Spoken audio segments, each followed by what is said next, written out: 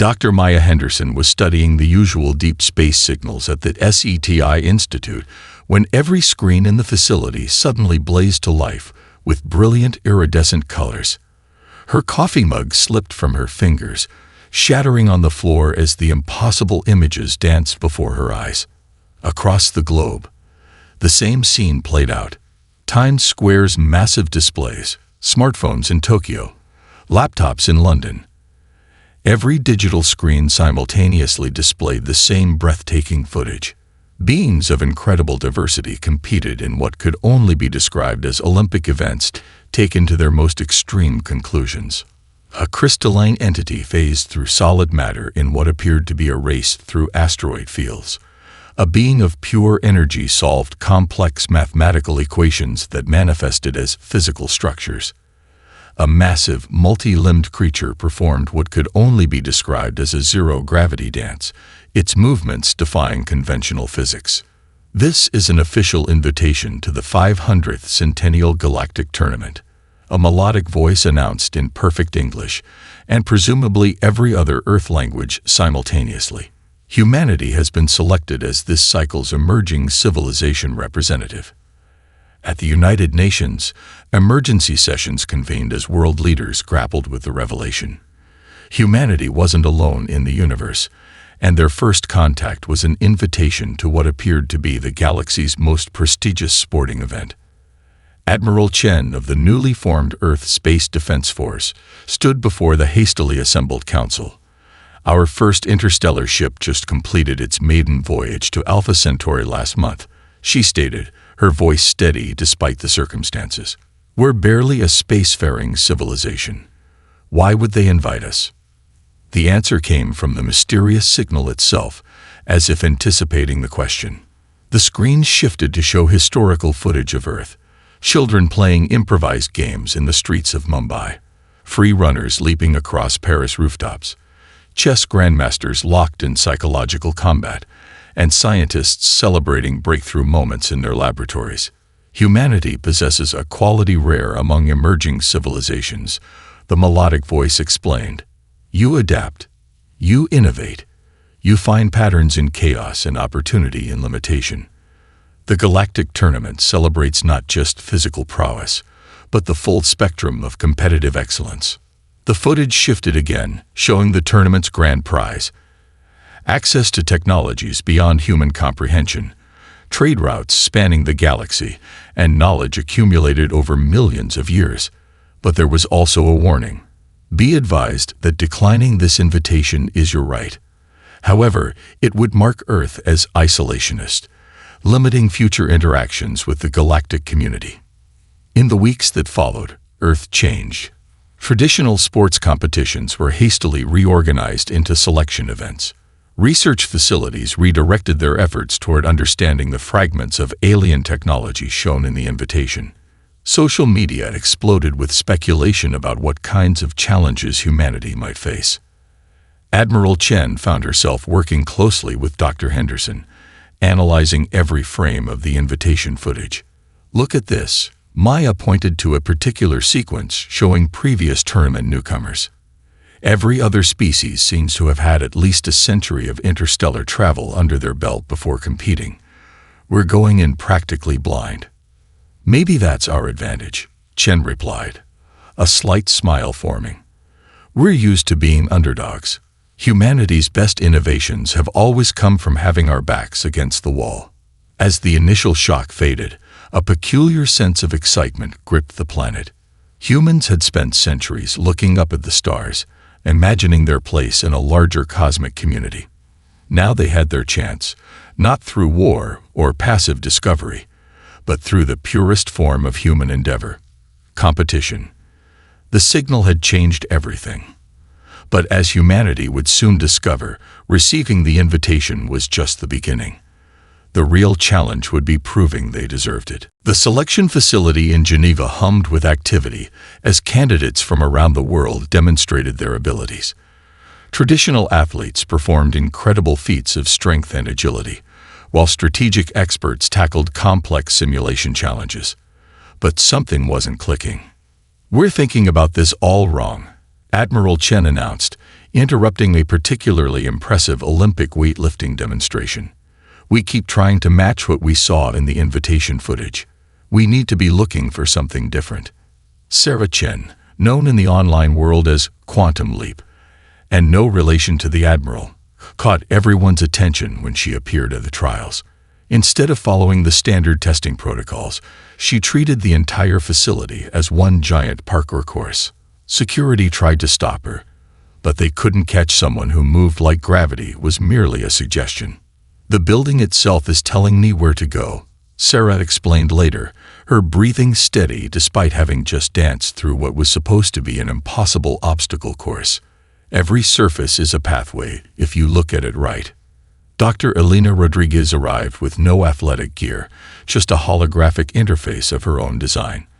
While others saw the strategic challenges as puzzles to be solved, she treated them as conversations with probability itself. Her solutions didn't just complete the objectives, they rewrote the parameters of what was possible.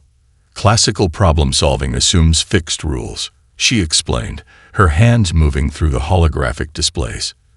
"But in quantum systems, possibility is fluid. Why shouldn't that apply to physical challenges as well?" Marcus Williams almost didn't make it to the trials. The former Special Forces operator turned pro gamer was too busy revolutionizing tactical combat simulations. His streaming channel, where he combined real-world combat experience with game theory, had attracted millions of followers and the selection committee's attention. In games, like in real combat, the winner isn't always the strongest or fastest. He demonstrated, effortlessly coordinating a team of drones through scenarios that should have been impossible. It's about reading patterns and creating chaos your opponents can't adapt to. Akin Adusanya's invitation raised the most eyebrows. He wasn't an athlete or a soldier. He was a theoretical mathematician who specialized in adaptive systems. But when placed in the strategic trials, he didn't just solve the problems. He found ways to make the solution solve other problems simultaneously. "Every system has underlying patterns," he said, his quiet voice carrying unexpected authority. "The trick isn't just finding them, it's using them to create new ones." The final selection shocked the world. No super soldiers, no enhanced athletes, just 4 individuals who approached problems in ways no one else had considered. "This is insane," a senior military advisor protested. "The aliens will have enhanced beings, creatures that can manipulate matter itself. We're sending a parkour artist, a gamer, a physicist, and a mathematician." "No," Admiral Chen corrected, watching the newly formed team already starting to work together in unexpected ways. "We're sending adaptability, tactical innovation, quantum understanding, and pattern recognition. We're sending the most human team possible." The team's first challenge came sooner than expected. An alien ship arrived to transport them to the tournament, its design defying Earth's understanding of physics. As the 4 team members approached the vessel, its surface rippled like liquid metal. "The ship is scanning us," Elena observed, her holographic interface showing readings that shouldn't have been possible. "It's not just measuring our bodies, it's trying to understand how we think." Sarah grinned, already seeing paths across the ship's fluid surface. Marcus noted tactical advantages in its ever-changing structure. Akin started calculating pattern probabilities, while Elena explored quantum interactions with its bizarre material. "Ready?" Sarah asked her teammates, eyes bright with excitement. The others nodded, each seeing the challenge through their unique lens. They weren't just 4 individuals anymore. They were humanity's answer to a universe that thought it had seen everything. The ship's entrance spiraled open, revealing corridors that seemed to bend through dimensions. Earth's team stepped forward, ready to show the galaxy what humans could really do. The Crucible appeared through the ship's viewing portal like a dream made real. The massive space station stretched across the void, its crystalline structures constantly shifting and reforming.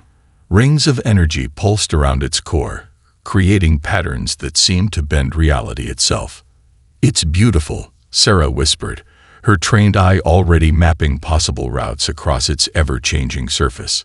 The station's outer layers rippled like waves in a cosmic ocean, each movement creating new pathways and challenges. The transport ship glided into a docking bay that materialized specifically for their arrival. As Earth's team stepped onto the station, they found themselves in a grand atrium filled with beings from across the galaxy. Some floated in containment fields of pure energy, others moved with impossible grace despite their massive size, and a few seemed to exist in multiple dimensions at once. "Welcome, Earth representatives," announced a being composed of interlocking geometric shapes that shifted colors as it spoke. "I am Nexus, your orientation guide. Please, observe your first glimpse of the preliminary arena." The atrium's wall became transparent, revealing a massive space that defied physics. Gravity shifted in localized zones, creating pockets where competitors ran on air. Holographic obstacles appeared and disappeared randomly, while energy fields created temporary platforms that required split-second timing to traverse. Each challenge adapts to the competitor's actions, Nexus explained. No two attempts are ever identical. This is why many species spend decades preparing specific responses to every possible variation. Marcus stepped forward, his tactical mind already processing the implications. But if every attempt is unique, wouldn't pre-programmed responses be a disadvantage? A ripple of what might have been amusement passed through Nexus's geometric form. An interesting perspective. Most species find comfort in preparation. Alina's holographic interface was working overtime, mapping the quantum fluctuations that seemed to guide the arena's changes. These patterns, they're not random. They're responding to intent, probability. And she paused, eyes widening. They're responding to creativity itself. Akin nodded slowly, his understanding of adaptive systems, finding new expression in the alien technology. The arena isn't just testing our abilities, he realized. It's testing our ability to adapt those abilities. A tall, silvery being approached their group, its movements unnaturally smooth. "Ah, the primitives have arrived," it said, its tone carrying artificial perfection. "I am Supreme Coordinator Zenith of the Collective. We've analyzed your species' capabilities. Your chances of progressing past preliminaries are approximately 0.023%. Sarah stepped forward, a slight smile playing on her lips. "Good thing we humans don't believe in statistics when it comes to beating the odds." Zenith's perfect form flickered briefly with what might have been confusion. "Your species lacks genetic optimization, neural enhancements, or even basic quantum integration. What possible advantage could you claim?" "Watch and learn," Marcus replied, his gaming experience telling him this was exactly like every underdog story he'd ever played through. Except this time, it was real. The station's announcement system chimed, its sound resonating at a cellular level. Preliminary rounds begin in one orbital cycle. All competitors to preparation chambers. As Earth's team followed Nexus to their designated area, they passed other competitors practicing their skills. One group of crystalline beings split and reformed in perfect synchronization. Another competitor, seemingly made of living metal, ran simulations that bent light itself. They're all so focused on perfecting their special abilities, Alina observed quietly to her teammates. But they're missing something fundamental. The ability to improvise, Sarah added, watching the other competitors' rehearsed movements. The joy of chaos, Marcus contributed, noting how rigid their training patterns were. The power of seeing new patterns in old rules, Aiken concluded, his mind already working on possibilities. The human team reached their preparation chamber, a space that could reconfigure itself to simulate any challenge. As the door sealed behind them, they shared a moment of understanding. They might be the least enhanced, least prepared, and least sophisticated competitors in the tournament. But they were also the most human. And that might just be the greatest advantage of all. Elena stared at the rulebook projection floating before her, its text shifting between languages as her eyes moved across it. 3 days into the preliminary rounds, and Earth's team had managed to survive. Barely. But something about the rules kept nagging at her quantum-trained mind. "Look at this," she called to her teammates, highlighting a section with her holographic interface. Rule 437b states that all energy manifestations must maintain consistent quantum signatures throughout duration of attempt. Marcus glanced up from his tactical display. "In basic terms, they're saying everything we use has to stay the same type of energy," Alina explained, her excitement building. But they never defined what constitutes same. Sarah, who had been practicing movement patterns in the variable gravity corner of their preparation chamber, floated over. "Why does that matter?" Akin's eyes lit up as he caught Alina's train of thought. "Because in quantum mechanics, observation affects reality. The same energy could appear different depending on how and when you observe it." Their discussion was interrupted by the chamber's announcement system. "Earth team, report to Arena 7 for preliminary challenge. Quantum maze navigation." The team exchanged looks. They'd watched other competitors attempt this challenge. Even the most advanced species had struggled with the maze's quantum walls that existed in multiple states simultaneously. As they entered the arena, the audience chambers around them filled with spectators eager to watch the primitives fail. The maze materialized, a massive structure of shimmering barriers that phased in and out of reality. "Competitors must transport the target object to the maze center," announced the control system. A small crystalline cube appeared in Sarah's hands. "Energy barriers may not be disrupted." Alina quickly scanned the maze with her interface, while Marcus mapped potential routes. Other species typically used quantum tunneling or phase-shifting technology to navigate similar challenges. "The rules say we can't disrupt the barriers," Sarah said slowly, a smile forming. "But they don't say we have to move through them in this dimension."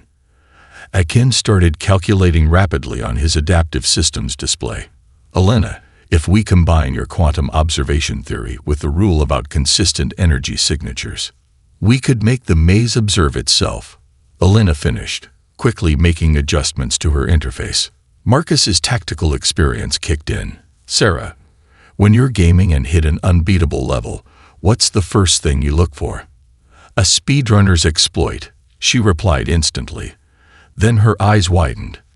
"You think we can glitch the maze?" "Not glitch," Akin corrected. "Optimize. The rules are really just complex mathematical patterns. If we solve for the pattern instead of the maze." What happened next left the audience in stunned silence. Instead of trying to navigate through the quantum barriers, Sarah began moving in ways that seemed to make no sense. She would step left when the path was right, jump when there was nothing to jump to, and spin in place at seemingly random intervals. But with each movement, Alina's interface pulsed, affecting how the maze observed itself. Marcus called out timing sequences based on his pattern recognition, while Akin calculated probability vectors in real time. The quantum barriers, forced to maintain consistent energy signatures while observing themselves through Alina's interface, began shifting in predictable patterns. Sarah wasn't moving through the maze. She was making the maze move around her. "Impossible," came a shout from the collective's observation pod. "They're using no technology, no quantum manipulation devices." "Wrong," Alina called back, not taking her eyes off her calculations. "We're using the most powerful technology ever created, human creativity." With one final spin and leap from Sarah, the crystal cube slotted perfectly into place at the maze's center. The arena erupted in chaos as the completion time appeared. They had finished in 1/3 the time of the previous record. As the team exited the arena, their success rippled through the station. They hadn't just completed the challenge. They'd fundamentally changed how it could be approached. And this was just the beginning. Alina sat cross-legged in their preparation chamber, surrounded by floating holograms displaying every challenge they'd faced so far. Her interface hummed as it processed the data, showing connections she knew were there but couldn't quite grasp.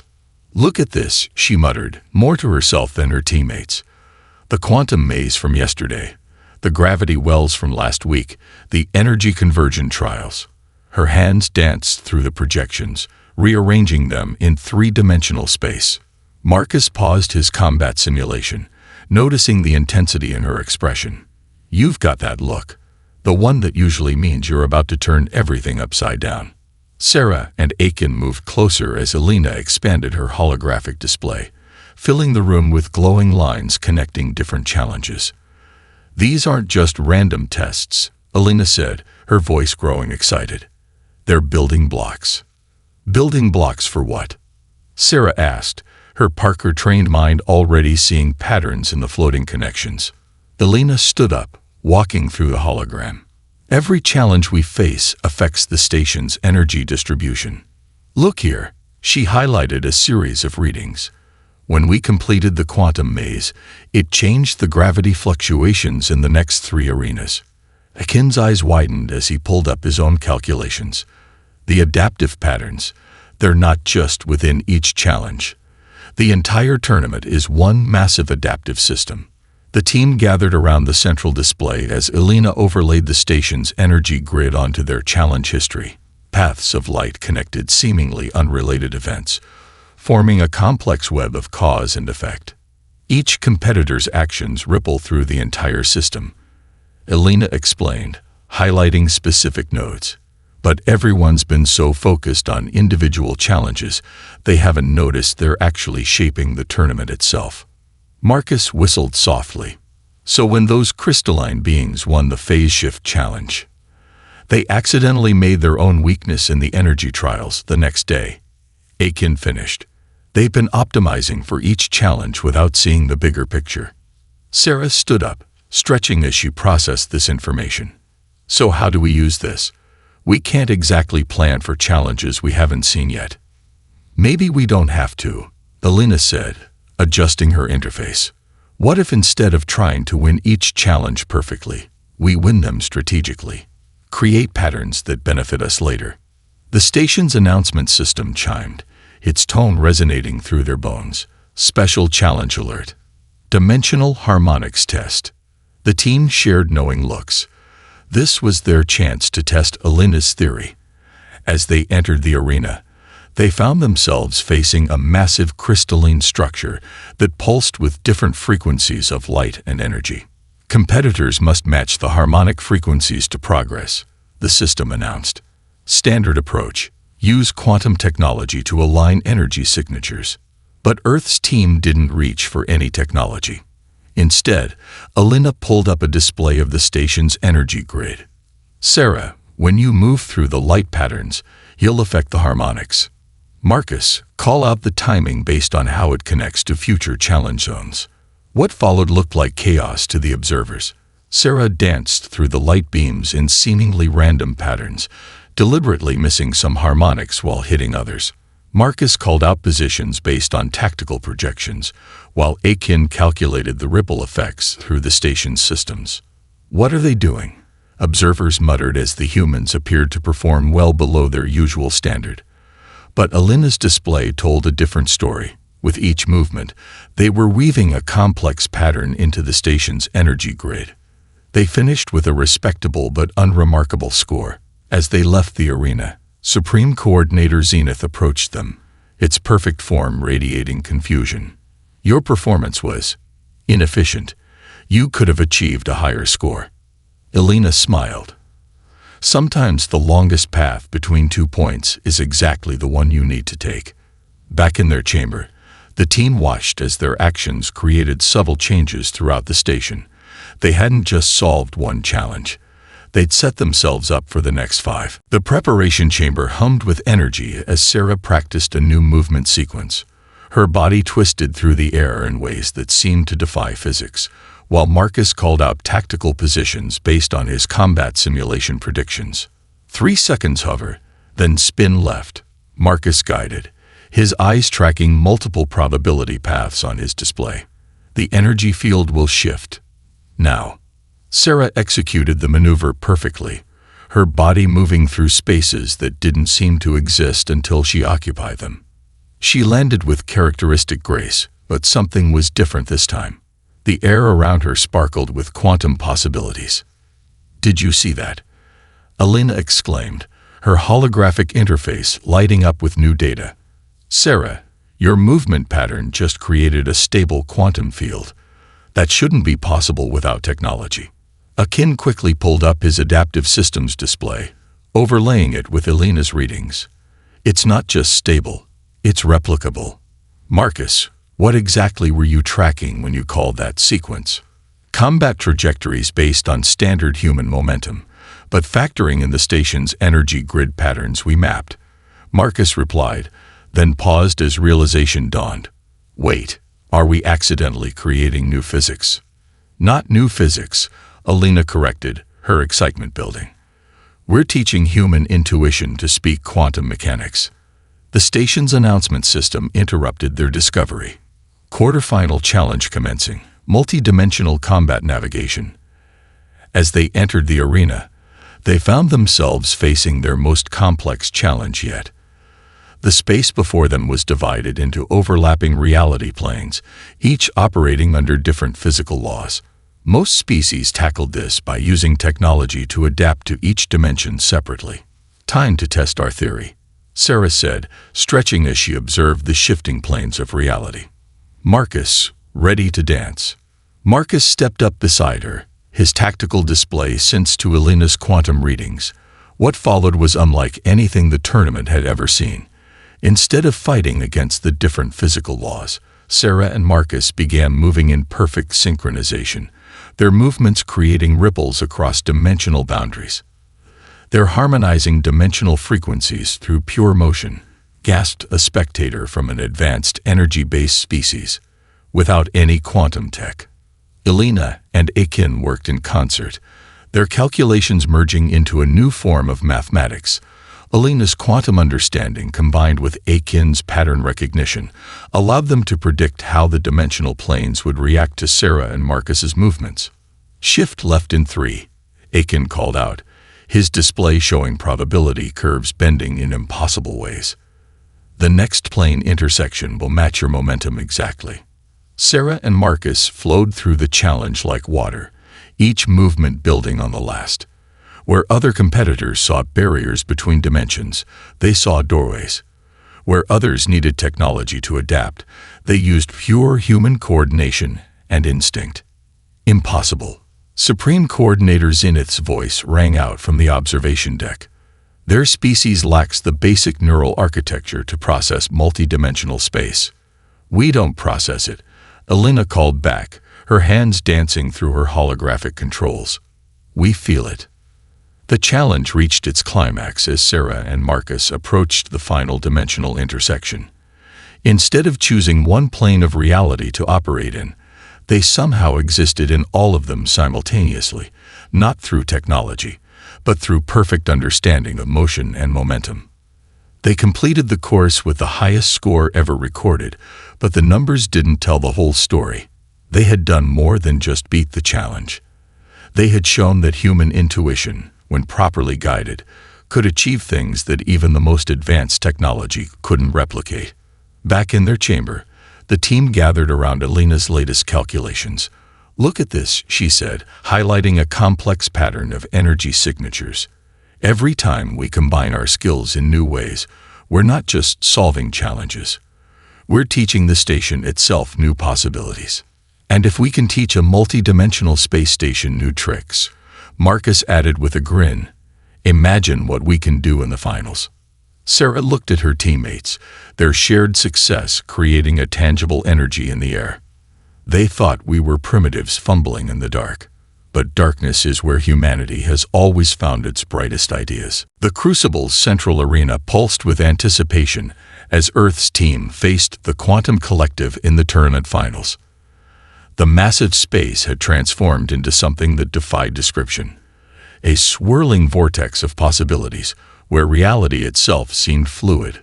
The final challenge traditionally allows the defending champions to set the parameters, announced Nexus, its geometric form spinning with excitement. The Quantum Collective has dominated this event for 3 centuries. Supreme Coordinator Zenith stepped forward, its perfect form radiating confidence.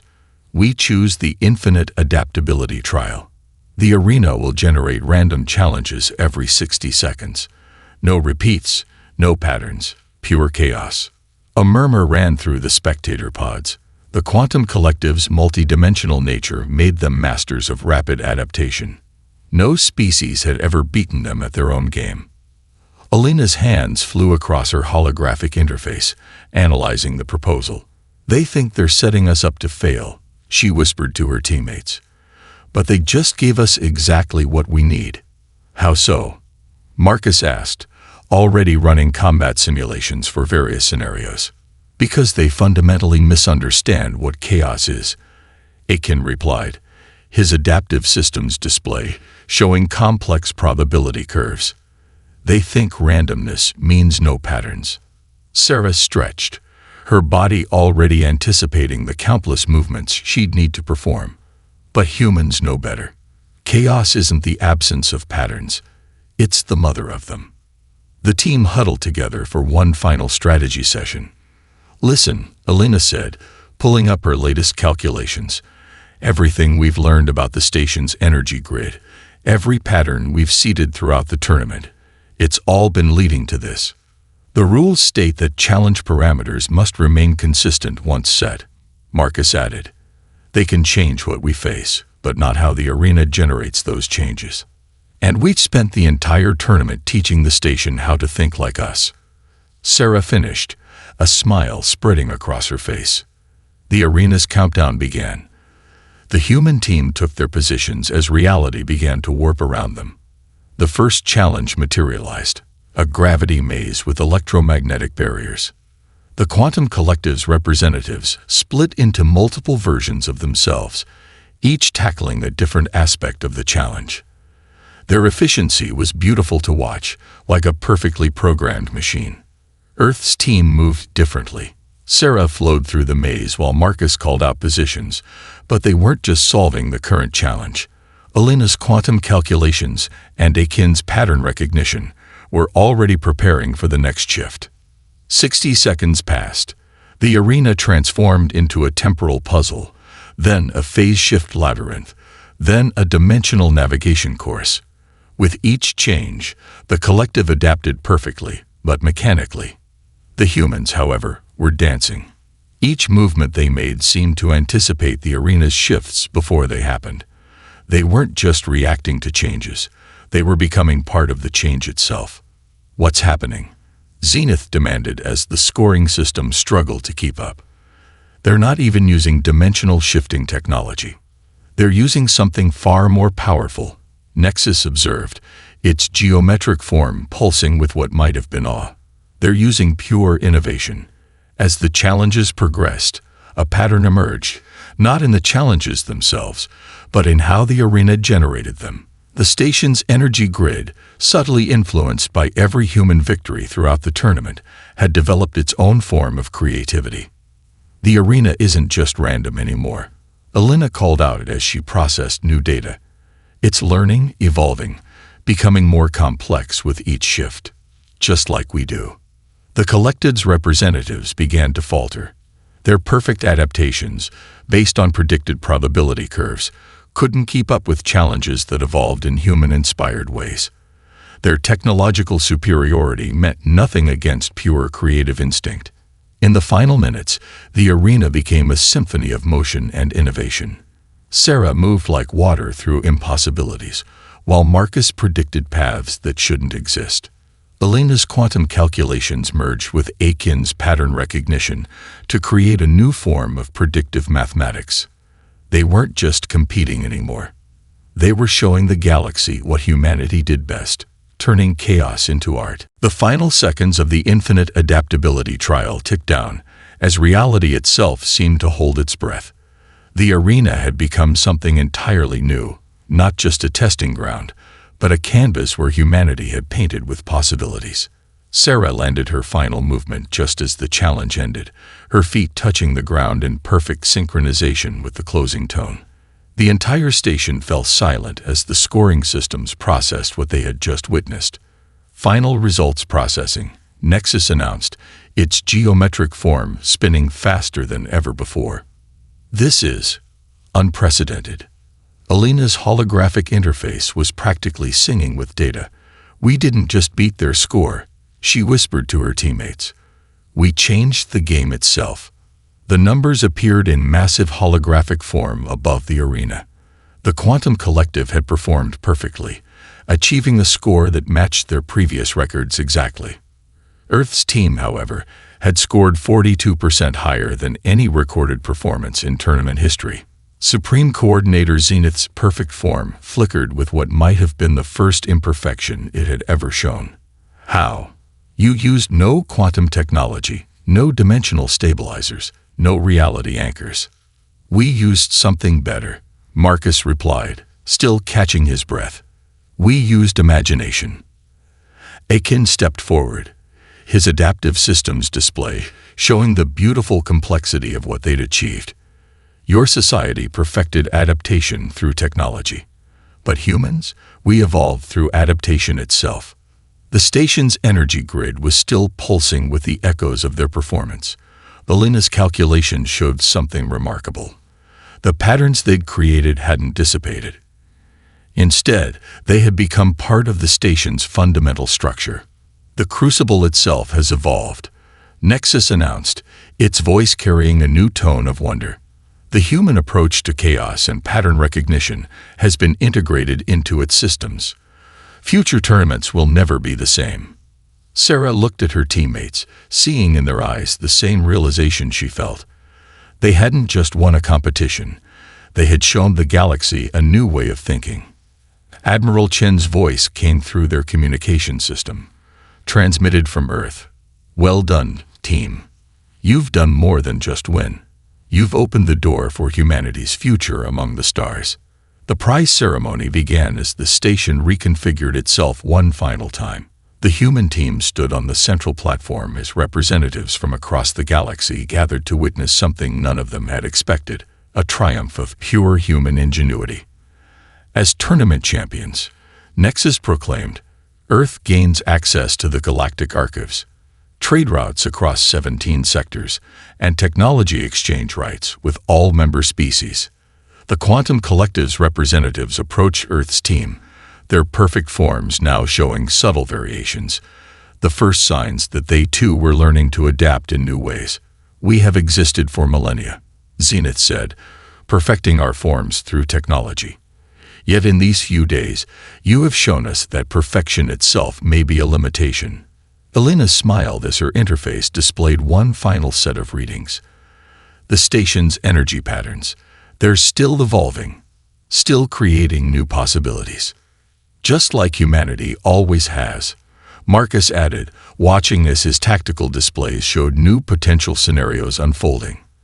As celebrations began across the station, Earth's team gathered in their preparation chamber one last time.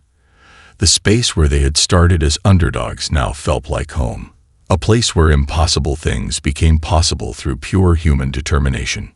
What happens now? Sarah asked, looking at her teammates who had become family. Now, Akin replied, his eyes bright with possibilities, we show the galaxy what humanity can really do. This was just the beginning. And as the Crucible's energy patterns danced with new life, as species across the galaxy began to look at chaos and adaptation in new ways, as humanity prepared to take its place among the stars, one truth became clear. Sometimes the greatest advantage isn't having the best technology or the most advanced capabilities. Sometimes the greatest advantage is simply being human.